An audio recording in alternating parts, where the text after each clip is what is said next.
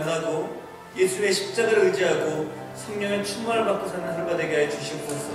이 새벽이 그런 시작이 될 수 있도록 도와주옵소서. 예수님의 이름으로 기도드립니다. 아멘. 로마서 2장 1절로 11절까지 말씀. 제가 가진 성경책은 신약성경 240면 되겠습니다. 로마서 2장 1절에서 11절까지 말씀을 함께 한 절씩 공독하실 때 하나님께서 이 새벽에 우리에게 주시는 계시의 말씀을 함께 받겠습니다. 제가 먼저 1절 말씀을 공독하겠습니다. 그러므로 남을 판단하는 사람아, 누구를 막론하고 내가 핑계하지 못할 것은 남을 판단하는 것으로 내가 너를 정죄함이니 판단하는 내가 같은 일을 행함이니라. 이런 일을 행하는 자에게 하나님의 심판이 있으리니 이런 일을 행하는 자를 판단하고도 같은 일을 행하는 사람아, 내가 하나님의 심판을 피할 줄로 생각하느냐? 내가 하나님의 인자하심을 내게 하시는 그의 인자하심과 영원하심과 그의 참으심이 풍성함을 내시라. 다만 내 고집과 회개하지 아니한 마음을 따라 진노의 날, 곧 하나님의 의로우신 심판이 나타나는 그날에 임할 진노를 내게 쌓는도다. 각 사람에게 그 행한 대로 보호하시되 참고 선을 행하여 영광과 존귀와 썩지 아니함을 구하는 자에게는 영생으로 하시고, 오직 강지어 진리를 따르지 아니하고 그를 따르는 자에게는 진노와 분노로 하시니라. 악을 행하는 각 사람의 영에는 혼란과 권고가 있으리니 먼저는 유대인에게요 그리고 헬라인에게며, 선을 행하는 각 사람에게는 영광과 존귀가 있으리니 먼저는 유대인에게요 그리고 헬라인에게며. 같이 읽겠습니다. 이는 하나님께서 외모로 사람을 취하지 아니하시니라. 아멘. 오늘 박승근단임 목사님 심음과 거둠의 법칙이라는 제목으로 한 해의 말씀 선포해 주시겠습니다. 할렐루야. 오늘 함께 하신 모든 분들에게 하나님의 압도한 은혜가 함께하기에 주님의 이름으로 간절히 소원합니다. 시편 말씀은 총 150편으로 되어 있는데요. 이 시편 150편 전체적인 말씀의 가이드라인이 시편 1편의 말씀입니다. 시편 1편은 150편의 중요한 내용들을 이렇게 결정하게 되는데, 그 핵심이 뭐냐면 복 있는 사람과 복 없는 사람을 나누고 있다는 겁니다. 먼저 복 있는 사람에게 대해서 말을 하면서 그 반대, 이런 것들은 피하라고 얘기합니다. 그 중에 하나가 악인들의 꾀를 따르지 말라는 거죠. 여기서 꾀는 악인들의 생각, 이런 것들을 따르지 말라는 겁니다. 그리고 죄인들의 길에 서지 아니하며, 그러니까 죄인들이 가는 방향들이죠. 그리고 죄인들이 추구하는 어떤 그런 모습들, 이런 것들을 따라서는 안 된다는 겁니다. 그리고 오만한 자리에 앉지 아니하며, 그러니까 오만하고 거만한 그런 장소, 어떤 그런 포지션, 이런 부분들에 대해서 극히 조심할 필요가 있다는 겁니다. 왜냐하면 생각이 타락하거나 또는 방향이 타락하거나 또 앉은 자리가 그러면 결국에는 거기서 악을 쫓아가는 것이고, 그 악들이 모여져서 복 있는 자의 삶을 살 수 없게 만들어버리기 때문입니다. 우리가 환경이 아무것도 아니다 말을 그렇게 하기 쉽지만, 실질적으로 인간만큼 환경의 지배를 많이 받는 그런 사람이 없습니다. 우리는 반드시 그런 영향들을 받기 때문에 이런 부분들을 극히 조심하고 피해야 한다는 것입니다. 반면에 우리가 반드시 추구해야 될 것이 있는데, 그것은 뭐냐면 오직 여호와의 율법을 즐거워하여 그의 율법을 주야로 묵상하는 자로다. 여기 율법이라는 것을 쉽게 표현하면 하나님의 말씀입니다. 말씀을 늘 붙잡고 주야로 묵상한다. 이것은 낮과 밤 새벽할 것 없이 늘 말씀 속에 우리들의 삶을 살아가는 모습이 필요하다는 겁니다. 그런 자에게 주는 축복이 있는데, 그게 복 있는 사람의 축복입니다. 그는 시냇가에 심은 나무가, 그러니까 말씀을 주야로 묵상하는 자, 늘 말씀을 달고 사는 자, 그 자에게는 하나님께서 주시는 축복이 시냇가에 심은 나무와 같은 축복을 준다는 거죠. 시절을 쫓아 과실을 맺으며 잎사귀가 마르지 아니함 같은 거예요. 그러니까 계속해서 생명수가 공급되기 때문에 계속해서 자라는 것이고, 또 철을 따라서 계속해서 열매를 맺게 된다는 것입니다. 그러면서 그가 하는 모든 일이 다 형통하리라 쌓여져 간다는 겁니다. 그러니까 복 있는 사람의 길은 뭐냐면 말씀을 늘 우리들의 가슴 속에 새기고 영혼 속에 새기고, 또 그 말씀을 따라가면서 악인들이 가고 있는 어떤 악한 생각들, 또 그리고 어떤 잘못된 방향들, 또 그리고 앉지 말아야 될 장소들, 이런 것들을 피하면서 말씀을 쫓아가면 결국엔 이런 것들이 쌓여져서 계속해서 형통함의 축복이 일어나게 된다는 것이 바로 시편 1편의 말씀입니다. 이것을 조금 다른 각도에서 본다면 내가 무엇을 심고 있다는 생각을 복을 심었느냐 아니면 악을 심었느냐에 따라서 우리들의 인생이 현격히 달라진다는 겁니다. 사람은요 하루아침에 망하는 사람 없습니다. 또 그리고 거꾸로 얘기하면 하루아침에 다 잘 되는 사람은 없습니다. 우리들의 모습은 또 우리들의 형편은 사실은 오랜 시간 반복되고 축적된 것들로 이루어진 경향들이 너무나 많다는 거죠. 그래서 하루아침에 뭐 어떻게 되고 하루아침에 뭐 이렇게 되고 이런 부분이 아니라는 사실입니다. 특별히 사도 바울은 자신의 평생의 삶을 통하여 심어졌던 모습이 있습니다. 그래서 다메섹 도상에서 예수 그리스도를 만나고 그 복음이 그의 삶 속에 있습니다. 그리고 끊임없이 그가 심었던 것은 복음이라는 단어와 믿음이라는 단어를 썼습니다. 그러니까 사나 죽으나 복음을 향해서 질주하는 모습입니다. 로마를 향하여 달려가는 모습도 복음을 향하여 질주하는 대목이고요. 이 복음을 전하면서 길이 막히게 되면 그는 믿음이라는 단어를 붙잡고 이 복음의 역사를 이루어 나가는 모습을 볼 수 있습니다. 저는 이곳에 있는 모든 분들도 복음과 믿음이라는 단어가 우리들의 삶 속에 깊이 뿌리 내려지기를 주님의 이름으로 간절히 소원합니다. 우리가 사도 바울의 한평생의 삶을 보면 하루아침에 되어진 일이 아닌 것을 우리가 분명히 알 수 있습니다. 반면에 우리가 어제 봤던 로마서 1장 18절부터 32절 말씀에 보면 당시 로마 시대에 수없이 많은 사람들이 성적인 타락을 심었음을 우리는 알 수 있습니다. 그리고 그 성적인 타락 가운데 가장 대표적인 모습으로 다루었던 것 중에 하나가 뭐냐면 호모섹슈얼리티에서 이 동성애를 다루고 있는 모습을 볼 수 있습니다. 결론이 어떻게 났느냐? 결론은 사도 바울은 죽었으나 2000년이 지난 지금에도 살아 우리에게 지금 이렇게 역사하는 것이고요. 로마는 사도 바울을 죽였으나 어떻게 됐습니까? 그 로마는 멸망하고 사라졌다는 거예요. 이게 바로 역사입니다. 그러니까 무엇을 심었느냐에 따라서 우리의 삶이 장구한 역사를 살아가는 거냐, 무엇을 심었느냐에 따라서 아무리 강대하고 아무리 많은 걸 가지고 있고 모든 것들을 지배한다 하더라도 그것이 몰락의 길을 걸어가는 거냐, 그것을 역사적인 관점에서 우리들에게 보여주고 있습니다. 자, 그러면 일상의 삶을 살면서 우리들이 꼭 심어야 될 것은 뭐냐? 오늘 사도 바울은 몇 가지 심어야 될 것들을 얘기합니다. 첫 번째는 비판보다는 위로와 격려를 심으라는 겁니다. 말씀 1절에 보니까 그러므로 남을 판단하는 사람아 누구를 막론하고 내가 핑계하지 못할 것은, 이건 핑계할 수가 없다는 거예요.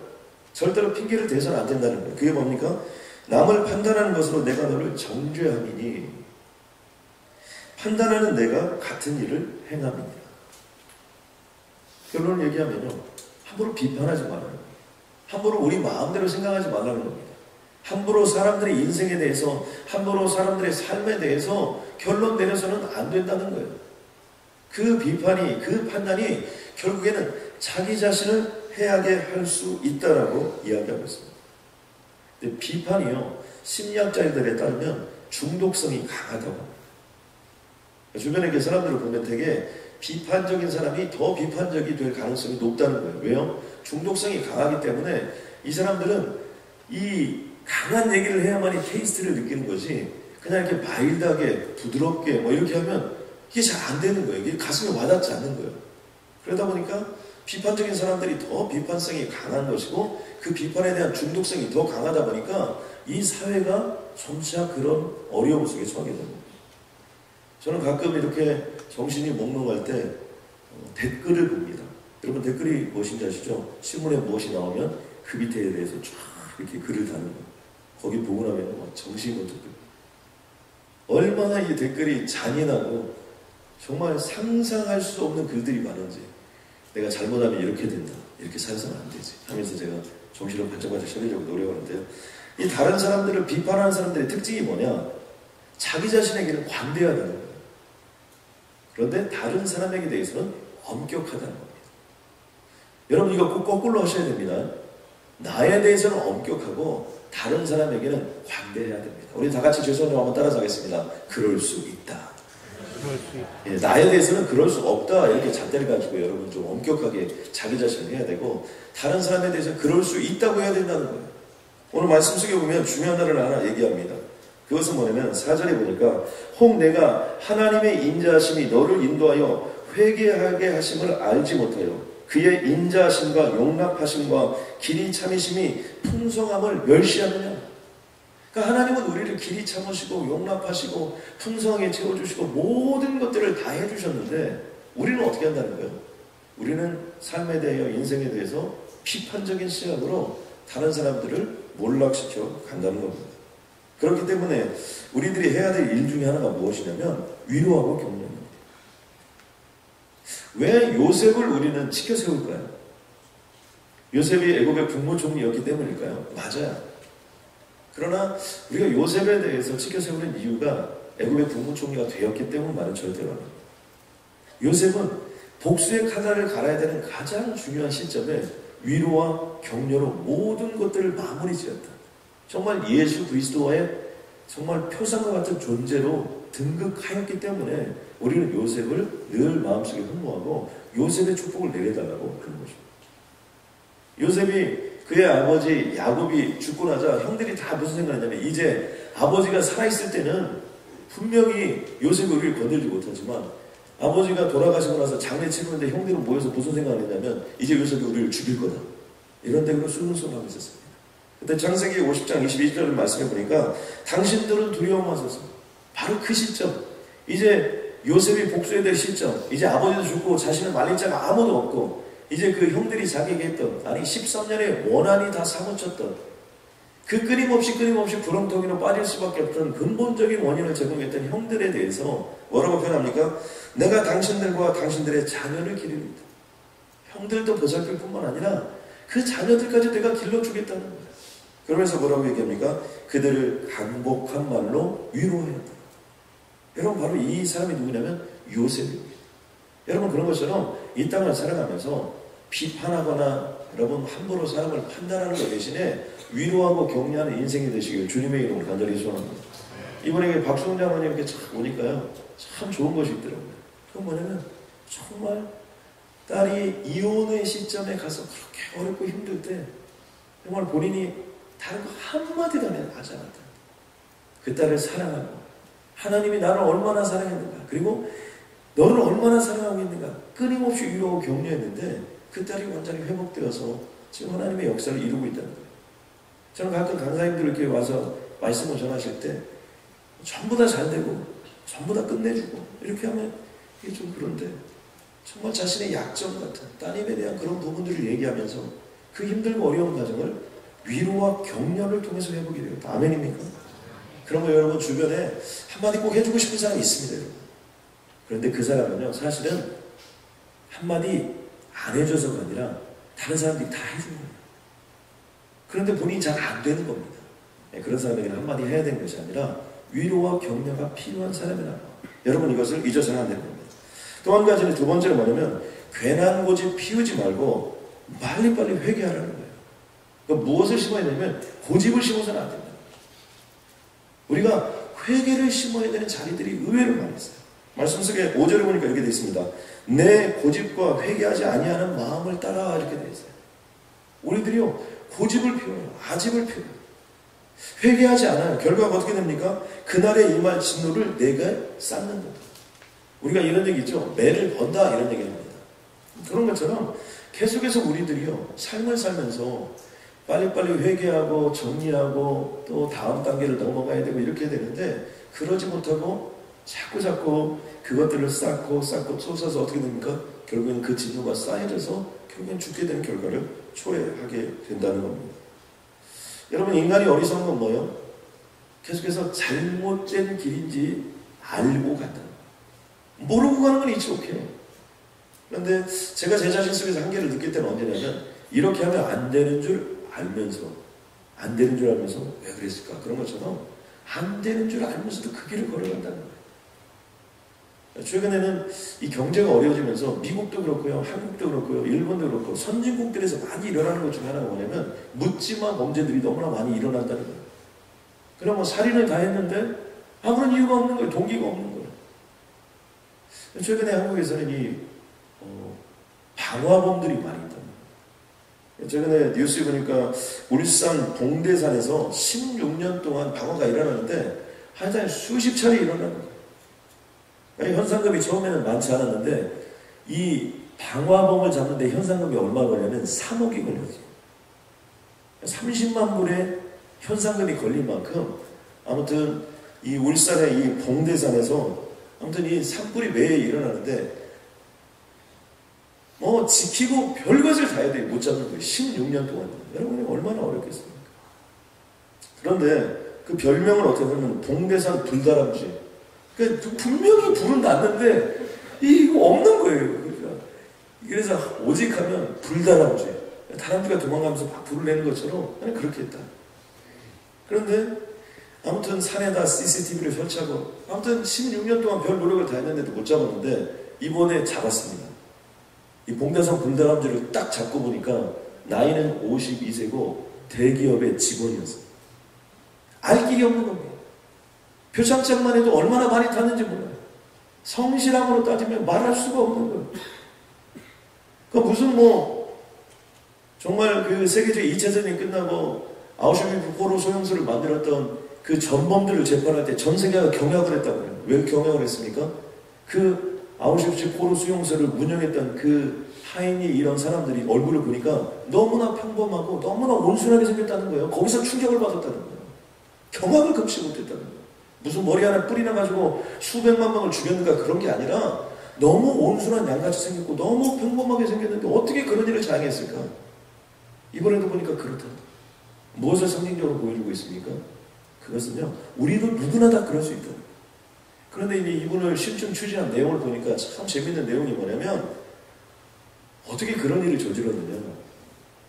그런데 이 사람이 좀 자신감을 늘 잃었다는 거예요. 그래서 담배를 피다가 한번 딱 버렸는데 불이 이게 딱 붙다가 꺼졌다는 거예요. 그런데 거기서 확 화가 났다는 거예요. 그러니까 담배 같은 것도 피지 마셔야 돼요. 그래가지고 저기 왜 꺼지지? 그러면서 자기가 라이터를 갖다 딱 댔는데 불이 났다는 거예요. 그럼 라이터를 갖다 대면 불이 나지 그게 안 나겠습니까? 그래서 처음에는 무서워가지고 도망을 갔는데 막 불이 나가지고 막 다 타고 사람들이 막 모여들고 막 그러는데 자신의 마음속에서 그렇게 평안함이 느껴졌다는 거예요. 여러분 혹시 아십니까? 치사율이 높은 질병일수록 자각증세가 없다는 거. 이 자각증세가 없는 거예요. 그래서 그 다음부터 어떻게 했느냐? 계속해서 불을 지르고 다니는 거예요. 그리고 이 범죄가 점점 진행화되면서 실 같은 거 이런 거 잘 와가지고 한 번에 딱 붙이면 한 번에 딱 붙는다는 거예요. 아주 계속해서 하고 심지어 이것이 어디까지 치달았느냐? 점심시간에 딱 시간을 계산해가지고 10분 만에 딱 가가지고 불을 지르고 딱 와서 점심을 먹는 거예요. 여러분 진짜 황당하죠? 점심 먹기 전에 딱 점심시간 1시간 이렇게 1시간만 주어지지 않습니까? 그러면 쫙 가가지고 점심 먹기 전에 가서 불 한번 딱 지르고 딱 와서 밥 먹고 있으면 불났다 사람들 막 구경하러 가면 자기는 여기서 유유자적하게 불을 꺼야지 그러면서 밥을 먹었다는 거예요. 무엇을 상징적으로 보여주는 겁니까?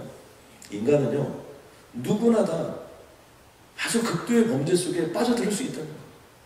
또 한 가지 여러분 모든 사람이 죽게 되는 것은 뭐 때문입니까? 죄 때문이에요. 다른 말로 표현해보면 자신감을 상실하는 이유 중에 하나가 무엇인지 아십니까? 죄를 지으면 자신감이 상실해요. 그렇기 때문에 우리들이 영적으로 이 거룩해지는 것이 굉장히 중요합니다. 근데 이 사람이요 점점 불을 그렇게 지르면서 점점 자신감, 저희가 쾌감을 느끼면서 자신감이 극복되고 이루어졌냐 그게 아니라는 거예요. 점점점 요해를 쏘여져가지고 모든 사람들이 그 공장에 있는 사람들이 무슨 얘기를 하는 거냐면 어떻게 저렇게 소심한 사람이 파리 한 마리를 죽일 줄 모르는 사람이 어떻게 그렇게 날마다 가서 이 불을 지르고 정말 그 모든 일대를 아수라장을 만들어버리는 거예요. 그럼 무엇을 상징적으로 보여줍니까? 죄를 자꾸 지으면요 자신감이 상실되고요 사람들이 자꾸 외골수가 되고요 더 큰 범죄를 저지르게 돼요. 그래서 결국에는 몰락하게 되는 길을 걸어가게 된다. 다윗과 사울의 가장 큰 차이점이 뭡니까?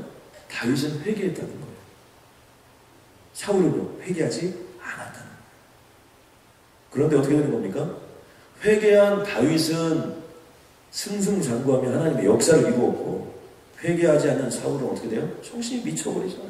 신접한 여인에게 가는 거예요. 점치러 다니는 거예요. 여러분 모아뒀다 한꺼번에 할 거 없습니다. 어젯밤에 죄를 지었다면 만약에 오늘 새벽기도 가가지고 꼭 회개를 해야지. 그런 날은 어떻게 돼요? 시계가 안 울리는 거예요. 그러니까 어떻게 돼요? 죄를 지면 즉각 회개하는 겁니다. 아멘입니까? 우리 한국 사람 잘하는 거 빨리빨리. 그래서 빨리빨리 회개해야 돼요. 정말 하나님 앞에 죄를 빨리빨리 털어내야 돼요. 똑같은 죄를 할지라도 회개하면 어떻게 돼요? 잘라지는 거예요. 또 한 가지, 세 번째 보니까 악 대신에 계속해서 참고 선을 행하라고 주님이 말씀합니다. 6절에 보니까요, 하나님께서 각 사람에게 그 행한 대로 보응하신다. 그러니까 심은 대로 거두고 심은 대로 내 삶 속에서 결과가 나타난다는 거예요. 그러면서 두 가지를 대비합니다. 참고 선을 행하여 영광과 존귀와 썩지 아니하는 것, 그러니까 영원한 것, 진짜 가치 있는 것, 이런 것들에 내 자신을 투자하는 사람에게는 영생이 주어지게 된다는 거예요. 그리고 10절에 보니까 선을 행하는 사람에게는 영광과 존귀와 평강이 있게 된다는 거예요. 그런데 이 단어 앞에 붙어있는 단어가 뭐냐면 참고 선을 행하여 라는 단어예요. 그것은 뭐냐면요, 착한 일을 하는 데는 이 참고 좀 견뎌야 되는 것이 있습니다. 여러분 그런 거 있죠? 내가 이 정도 해줬으면 이렇게 해야 되는 거 아닌가? 우리가 보통 흥분하고 열받을 때 언제입니까? 이 정도 됐으면 해야 되는데 그렇게 안 될 때, 그래가지고 어떻게 돼요? 그때 그냥 썩내면 어떻게 되는 겁니까? 그동안 베풀었던 선이 다 무너지고 가는 거죠.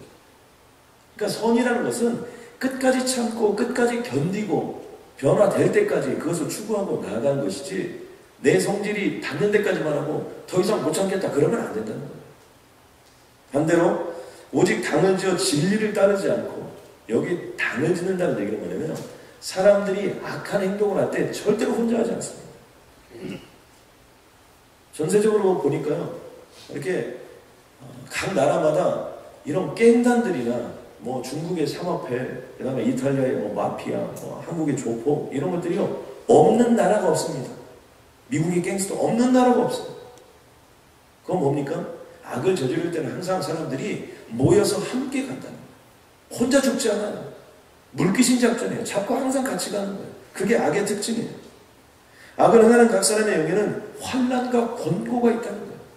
죄를 지으면요, 우리 속에 환난과 여러분 더 심히 필요하고요, 더 심히 악해지는 거죠. 이번에 한국에 보니까 밭에서 110억을 캤다는 뉴스를 접했습니다. 정말 황당한 나라가 한국이라는 나라는 걸 다시 한번 제가, 그래서 한국에 가시면 여러분 밭을 꼭 해보시길 부탁드립니다. 근데 왜 그 110억이나 되는 돈을 밭에다 이렇게 다 묻어놨느냐? 돈을 불법으로 벌으니까 이거 은행에다 갖다 넣지를 못하는 거예요. 그것도 들킨 것도 얼마나 우습습니까? 형제끼리 다 해가지고 다 알아서 다 넣어놨으면 가만히 안 있어야 되는데, 아니 그걸 쓴 것을 가지고 들킬까봐 다른 사람이 가져간 것처럼 자작극을 벌이다, 그런 문제가 발생한 거예요. 이건 도둑이 어떻게 되는 거예요? 재발절이는 거예요. 항상 악한 범죄를 저지른 자니 현장 주변을 배회해야 한다는 그 경찰청의 발표가 있는 것처럼, 여러분 죄를 지으면요 죄를 떠나기가 어려워요. 우리들의 그런 모습이 필요합니다. 마지막으로는 외모가 아니라 중심을 하나님께 드리라는 겁니다. 오늘 말씀 속의 중요한 마지막 절은 이는 하나님께서 외모로 사람을 취하지 아니하십니다. 갈라디아 말씀 보니까 너희는 유대인이나 헬라인이나 종이나 자유나 남자나 여자나 다 그리스도 예수 안에서 하나이니라. 아멘입니까? 여기서 유대인이나 헬라는 민족적으로, 여러분 우리 뭐 흑인, 백인, 뭐 황인종 이런 거 그런 거 없습니다. 여러분 일본 사람 여러분 너무 미워할 필요 없어요. 여러분 얼마나 힘들겠습니까? 얼마나 어려워요. 불쌍히 여겨야 돼요. 그리고 대개는요 여론이 많은 것들을 만드는 경우가 많습니다. 신문 읽고 열받을 필요 없어요. 신문에 가짜가 아주 많아요. 신문에 진짜도 있지만요, 신문에 가짜가 너무나 많아요. 그렇기 때문에 여러분 그 언론을 쓰는 사람들이 어떤 제목 같은 것도 얼마나 자극적으로 씁니다. 그러니까 그런 부분에 속으면 안 돼요. 종이나 자유인이나 이것은 뭐예요? 신분에 의해서, 남자나 여자나 성별에 의해서 우리는 사람을 구분해서는 안 된다는 겁니다. 그러므로 이 땅을 살아가면서 우리들이 외모를 사람으로 판단하지 말고 무엇을 하든지 간에 그 마음의 중심을 보신 하나님께 여러분의 마음을 중심을 올려드리기를 주님의 이름으로 간절히 소원합니다. 저도 하나님께 가끔 기도할 때 이렇게 기도해요. 하나님, 제 가슴을 열어서 주님께 보여드립니다. 하나님, 제가 진짜 원하는 것은 이겁니다. 저의 정말 겉모습 거칠에 하나님 이걸 보지 마시고 제 마음의 중심을 보시고 주님 역사해 주옵소서. 이렇게 마음의 중심을 하나님께 올려드리면 주님께서 가장 귀한 길로 우리를 인도하여 주실 줄로 믿습니다. 여러분, 이번 한 주간 살아가면서 여러분 절대적으로 비판보다는 위로와 격려를 심으시길 주님의 이름 간절히 소원합니다. 여러분, 함부로 절대로 판단하거나 비판하지 마시고 괜한 고집 피우지 마시고 빨리빨리 회개하시고, 또 그리고 악 대신에 계속해서 선을 심으시고, 또 그리고 외모가 아니라 중심을 하나님께 보여드리고 심으시는 우리들의 인생이 되시길 주님의 이름으로 간절히 소원합니다. 하나님, 이 한 달을 살아가면서 복 있는 자의 자리에 날마다 서게 하여 주시옵소서. 하나님, 비판보다는 위로와 격려가 우리의 입술에 먼저 나올 수 있도록 주님 도와 주시옵소서. 하나님, 괜한 고집 피우지 말고 죄악에 대하여 빨리빨리 회개하고 정리할 것을 정리하고 청산할 것을 청산케 도와 주시옵소서. 하나님, 악 대신에 참고 계속해서 선을 행하는 자 되게 하여 주시옵소서. 하나님, 외모가 아니라 중심을 보신 하나님께 내 마음의 중심을 드리고 주님 앞에 쓰임받는 귀하고 복된 인생들 되게 하여 주옵소서. 하나님, 물고기 2마리와 보리떡 5개로 주님께 올려드린 이 귀한 자들을 주님 역사하여 주시옵소서. 5천 가정이 먹고도 12광절이 없는 그 말씀의 역사대로 이루어질 줄로 믿습니다. 그 능력대로 이루어질 줄로 믿습니다. 하나님, 동부사랑에게 사랑하여 주셔서 여기까지 인도하여 주신 줄로 믿습니다. 하나님, 이것이 부흥의 진원지가 되게 하여 주시옵소서. 하나님, 부흥의 복음의 진원지가 되게 하여 주시옵소서. 아버지 하나님, 건축이 축복이 되게 하여 주시옵고 건축에 동참한 모든 자들에게 압도하는 애로 역사하여 주셔서 5천 가정이 먹고도 12광절을 남는 귀하고 복된 인생들 되게 하여 주옵소서. 예수님의 이름으로 기도드렸습니다.